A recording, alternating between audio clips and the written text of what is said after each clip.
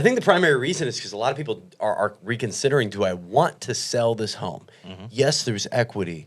But what happens when, like you said earlier, rates go down, buyers swarm the market, and the same thing happens again? And home prices go back up. There's a lot of people pointing toward inflation, printed a ton of money, that home prices aren't inflated. The dollar's just inflated, and this is what it is. And the mixture between supply and demand and that has just led us to be where we are. This isn't a balloon. This isn't a bubble. Yeah. So a lot of people, I feel, just don't want to sell because they're like, what if it's worth 500 in 3 years?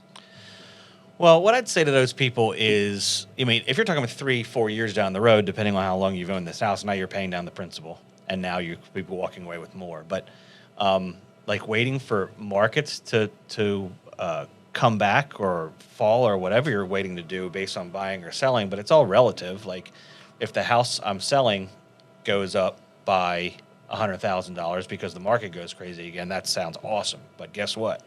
When you go buy something, now that's going to be up. So it's all relative. That's a good point. Yeah.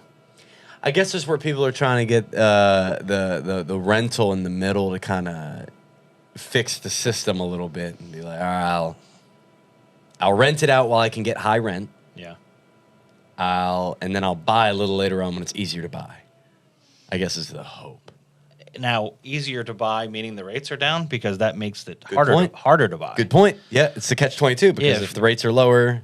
Yeah, I say that often. I'm like, if you're waiting for rates to go down, like you're shooting yourself in the foot.